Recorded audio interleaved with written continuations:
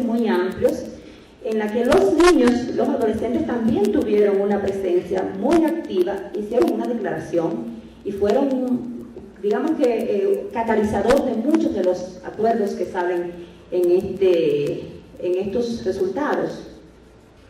Promover el enfoque de género, fomentar políticas públicas inclusivas para mejorar el ingreso de las familias, ¿no? Avanzar en estrategias con énfasis en lo preventivo, adelantarnos al proceso, no solamente prepararnos para detectar los casos que ya se están dando y entonces actuar en consecuencia, que es necesario, sino estar un paso adelante, hacer énfasis en la prevención. Incentivar la capacitación y el uso de nuevas tecnologías para la detección y abordaje de los fenómenos como la pornografía infantil en Internet. Realizar mapeos de las rutas de trata a partir de investigaciones judiciales. Realizar acuerdos de repatriación y procedimientos migratorios para garantizar los retornos seguros y voluntarios de los niños, las niñas y los adolescentes víctimas de la trata. ¿Cómo se hace eso? ¿Qué se hace con la víctima?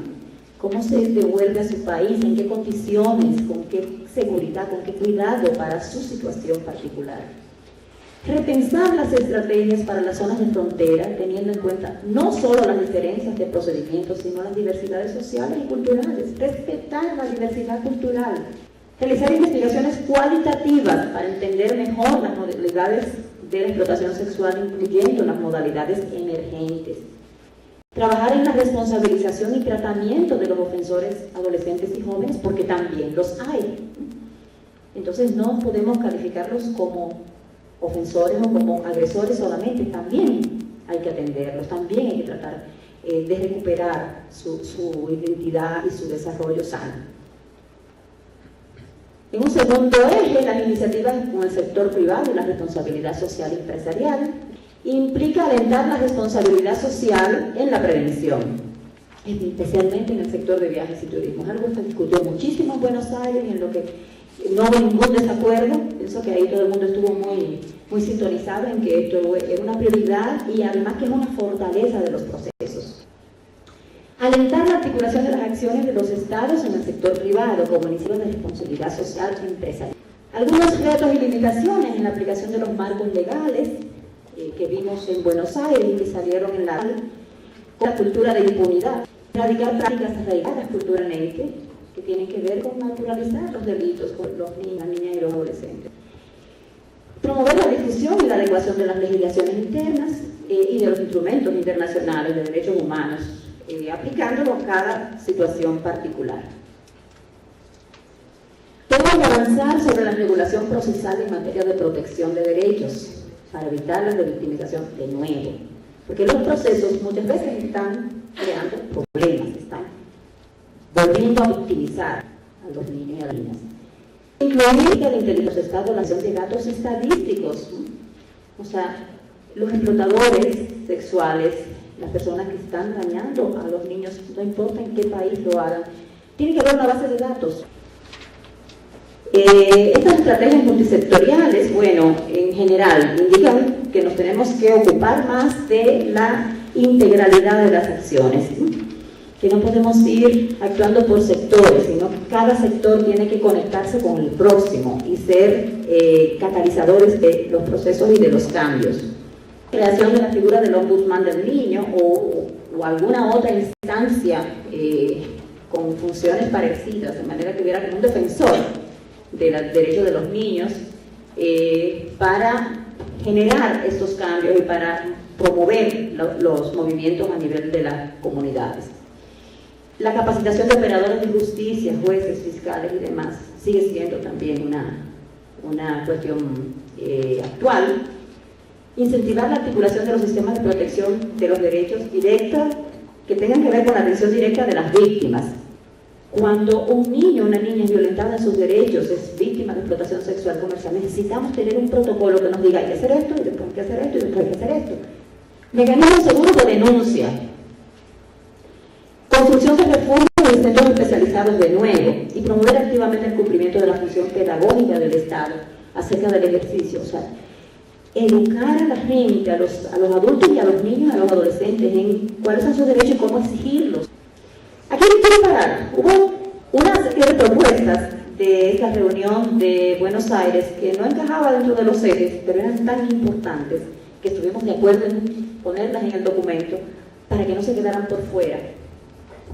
Contextualizar el abordaje de la problemática dentro de las políticas socioeconómicas, es decir, los planes nacionales los sectores económicos, el presupuesto nacional no puede estar divorciado de los planes sociales de atención a los niños, ¿no? Porque por eso muchas veces tenemos ese desfase. Las instituciones, las organizaciones que trabajamos con niñez, estamos muy claros en cuál es la prioridad con los niños, pero quien está haciendo el presupuesto, quien está planificando, no lo incluye porque no está conectado una preocupación o una acción con la otra. Entonces necesitamos esto. Promover el rol activo de los jóvenes en el abordaje de la temática. Los jóvenes propusieron la creación de un código de conducta para los medios de comunicación, para manejar la información sobre niñez, para informar sobre los casos, pero para manejar también, por ejemplo, la publicidad. Que se creen espacios de participación genuinos, donde sus propuestas puedan ser escuchadas realmente. Y que en los foros y congresos se muestre al joven y a la joven al mismo nivel, en condición de igualdad en cuanto a su dignidad. No solamente que digan lo que nosotros pensamos que deberían decir, sino que digan y que los respetemos cuando lo dicen, que escuchemos y que lo tomemos en cuenta. Y por ello llegamos al tercer Congreso Mundial. En la declaración del tercer Congreso se asumen como prioridad todas las medidas necesarias para prevenir la explotación sexual comercial. O sea, se ratifica la necesidad de ser guiados por acuerdos internacionales, sobre todo de derechos humanos. Se reconoce el esfuerzo para prevenir y acabar con la explotación sexual. Se reitera el compromiso con los objetivos de desarrollo del milenio, asegurar que todos los niños completen la escuela elemental y contener la tendencia a SIDA. También se reconoce el importante papel que desempeñan los padres y las familias en la prevención. Crear grupos de apoyo donde las familias con conflictos puedan asistir, puedan ser orientadas y acompañadas para manejar situaciones puntuales. Familia para nosotros es esa unidad de desarrollo, esa matriz de desarrollo donde el ser humano está avanzando en su proceso de vida, donde se está desarrollando sus competencias, sus habilidades, su identidad y su pertenencia. Se compromete también a implementar las recomendaciones del Secretario General de las Naciones Unidas en el estudio sobre violencia contra los niños, que ustedes seguramente conocen. Reconoce que una respuesta abarcadora de la explotación sexual debe incluir un foco sobre el combate al trabajo infantil. Plantea la necesidad de intensificar los esfuerzos para enfrentar el problema por medio de la información, el entrenamiento, todos los procesos de capacitación que venimos. Plantea la urgencia y el compromiso de fortalecer las acciones de investigación. Tenemos que seguir investigando. Y por supuesto compartir las lecciones aprendidas, pero no solo las positivas, también las cosas que no nos resultan, las cosas que no nos han dado resultados, las cosas que no han dado el efecto que queríamos, también tenemos que compartirlas. Ya finalmente, el protocolo facultativo de la Convención sobre los Derechos del Niño, todo lo que tiene que ver con venta, prostitución, utilización de niños en pornografía. Aquí sigue apareciendo la palabra prostitución porque el documento se llama así. Evidentemente tenemos que saber también el nombre de algunos documentos. Hasta en la manera en que conceptualizamos algunas situaciones, algunas modalidades. Por ejemplo, yo estoy negada a hablar de turismo sexual. No hay tal. Eso no es turismo.